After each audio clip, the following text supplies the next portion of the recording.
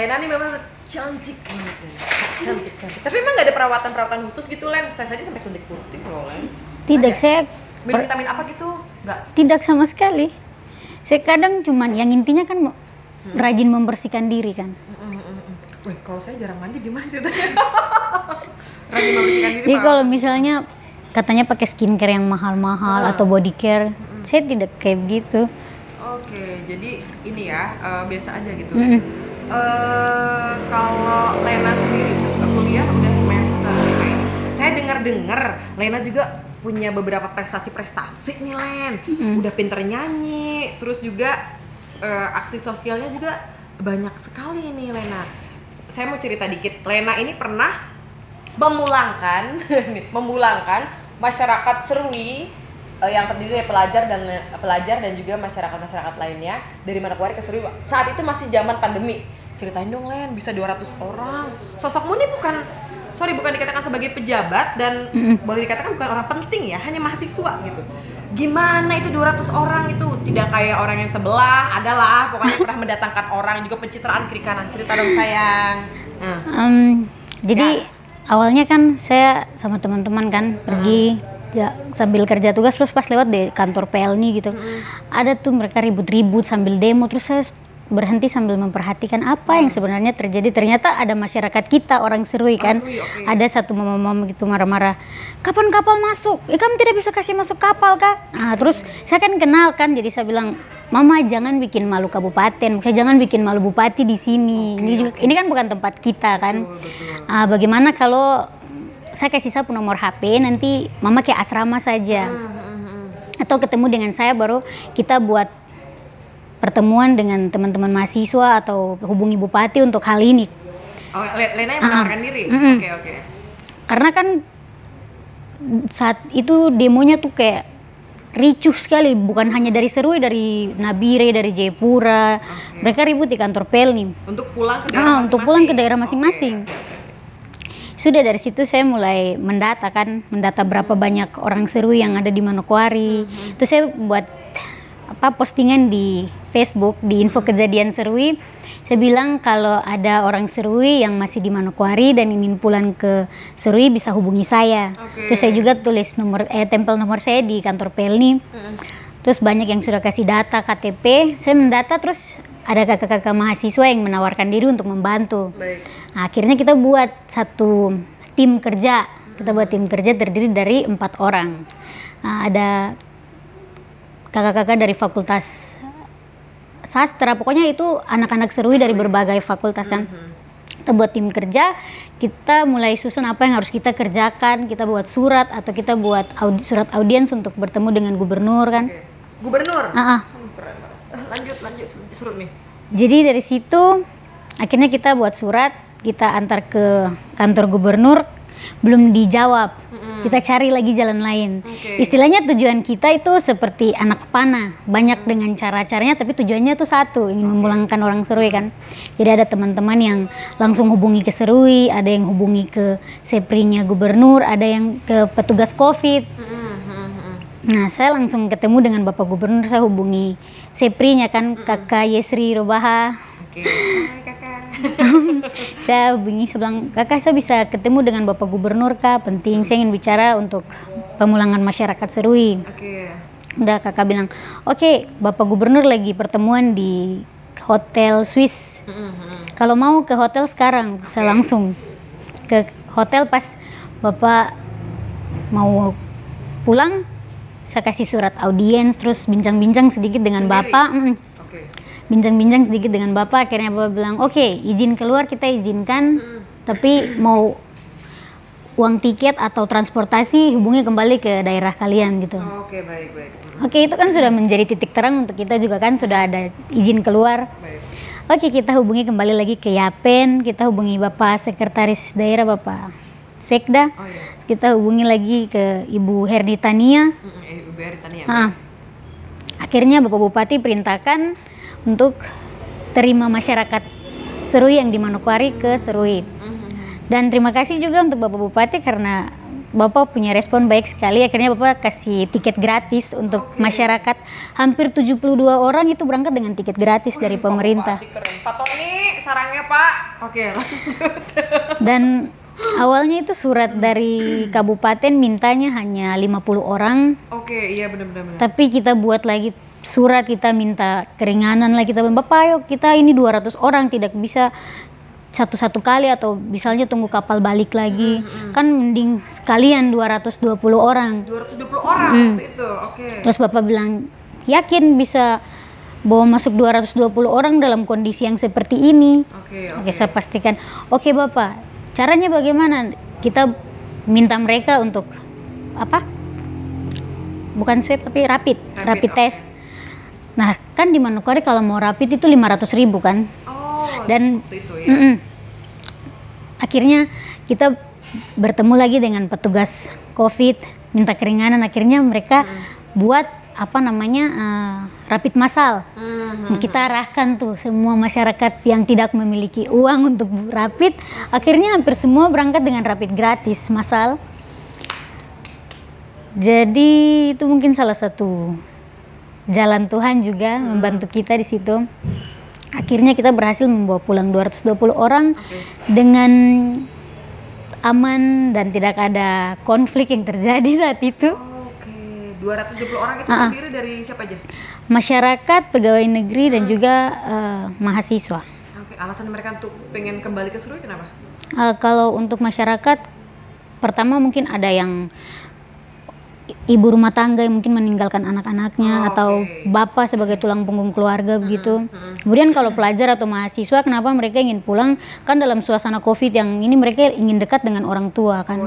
Takut terjadi apa-apa bisa dekat dengan orang tua. Itu sih. Yang melatar belakangi Lena untuk membantu mereka tuh apa? Kan 200 orang, Len. Capek, tenaga, uang juga. Ini bahkan sampai yang harus gratis-gratiskan dirimu perjuangkan. Yang mulia pusing gitu mikir rakyat yang 4 ini aja bingung yang mulia, apalagi 220 orang. Apa sih yang melatar belakang itu? Yang pertama hal kasih ya, saling mengasihi. Karena saya kasihan dan juga saya ingin membantu. Kalau misalnya saya bisa jadi berkat untuk orang lain, kenapa tidak begitu? Terus kalau bukan, itu juga tugas saya sebagai mahasiswa di mana saya membuktikan kepada masyarakat bahwa saya ini pion-pion di Kabupaten Kepulauan Yapen yang nantinya akan menjadi apa?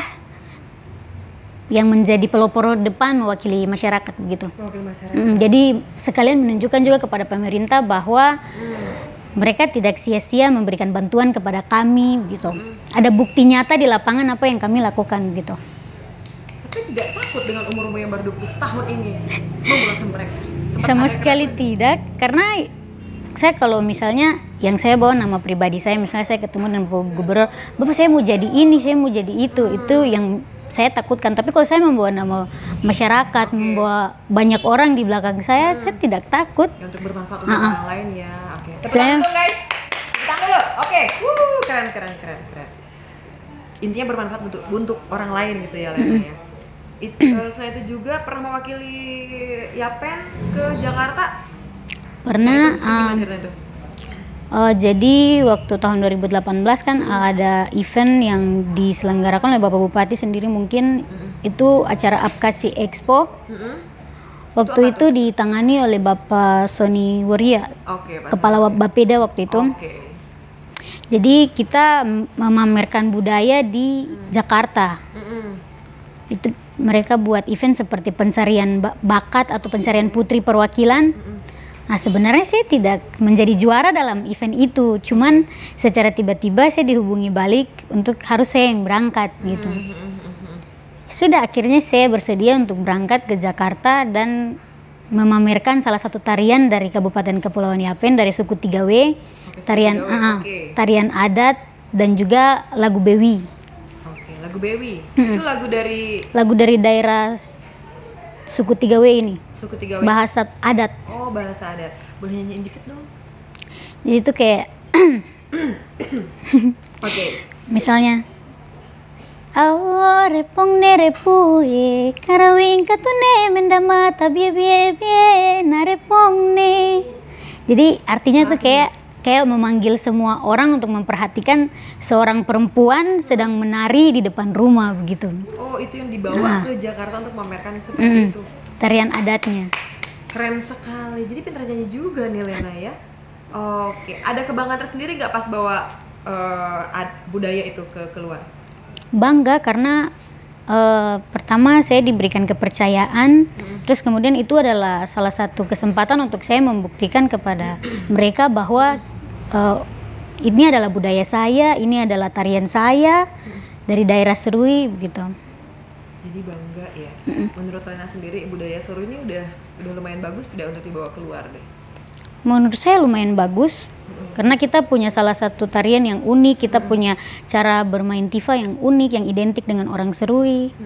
Cuman kadang itu kurang dikembangkan, kurang memperkenalkan kepada anak-anak muda sehingga itu sudah seperti hal yang hampir punah. Oke. Jadi hanya orang-orang tertentu, kadang hanya mereka yang mungkin paham tentang adat atau suku-suku yang mungkin mengetahui hal-hal itu. Pentingnya untuk mengembangkan budaya-budaya itu juga ini sekali ya. Bisa kasih tanggapan dikit gak sih Lena, bagaimana sih caranya anak-anak muda ini biar mau mempromosikan budaya mereka melihat kondisi modern seperti ini ya, TikTok terus gimana? Yang pertama kita harus merubah pemikiran masyarakat bahwa sosial media itu adalah hal yang bisa terjadi sesuatu yang tidak diinginkan, hal-hal negatif, misalnya kontroversi di sosial media. Harusnya kita mampu menggunakan sosial media sebagai alat untuk mempertunjukkan apa yang kita punya, apa yang kita miliki kepada dunia luar. Karena kita tidak mungkin pergi ke salah satu tempat untuk memamerkan, pergi lagi ke salah satu tempat. Sosial media adalah salah satu wadah yang bisa kita pakai untuk memperkenalkan kabupaten, memperkenalkan Papua kepada dunia luar. Dan kemudian jangan pernah menganggap bahwa Noken adalah hal yang kampungan. Honai adalah hal yang kampungan. Sebab itu adalah identitas kita. Karena kalau kita meningkatkan kualitas dari Noken, kita meningkatkan kualitas dari Tifa, itu akan mengangkat nilai dari dari barang tersebut. Seperti itu. Oke. Menurut Lena sendiri anak-anak Serui, anak pemuda-pemuda Seruinya ini udah menuju ke arah itu belum? Maksudnya memamerkan budaya-budaya lokal mereka? Saya tidak berbicara secara maksudnya pukul umum atau keseluruhan, tapi beberapa anak-anak muda mungkin masih menganggap hal-hal itu adalah hal-hal yang mohon maaf kampungan, kayak misalnya bernyanyi lagu daerah adat atau bewi seperti yang saya nyanyikan, mungkin mereka masih malu, mereka lebih senang bernyanyi rapper atau DJ atau apa yang sekarang sedang booming.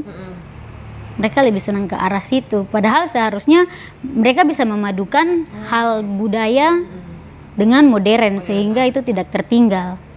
Oke, tapi di sini udah banyak loh Len, beberapa teman-teman juga yang asli Papua yang rapper dan juga membawa-bawakan lagu-lagu. Cuma perlu blend dipadukan. Dipadukan antara lagu daerah juga bisa dibawa secara rapper kayak gitu ya.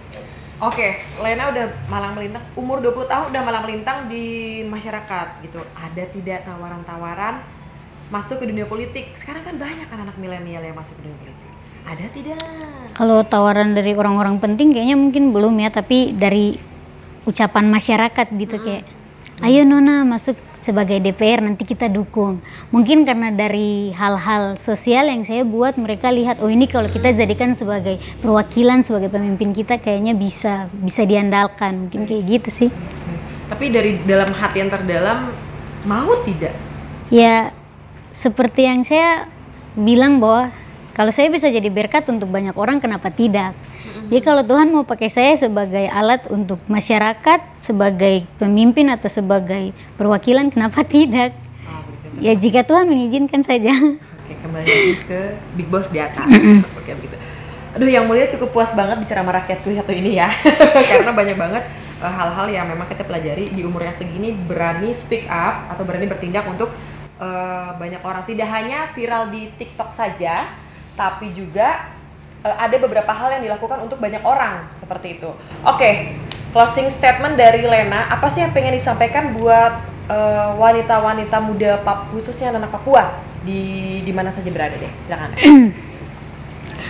Oke, pesan saya untuk seluruh perempuan Papua dimanapun kalian berada dan dalam kondisi fisik apapun, jangan pernah malu, jangan pernah takut untuk mengeluarkan apa yang kalian punya, berkarya di dunia entertainment ataupun di dunia politik. Karena segala sesuatu yang terjadi pada diri kalian, baik itu hal buruk maupun baik, itu kalian yang memulai.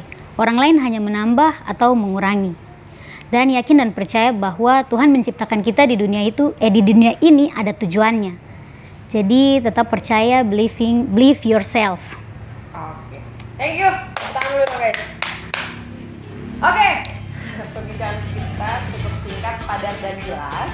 Dan kita bakal cerita rancang-rancang orang lagi dengan berbagai macam topik lainnya. Tetap di Rancang-Rancang Orang podcast bersama Yang Mulia Agis. Thank you rakyatku.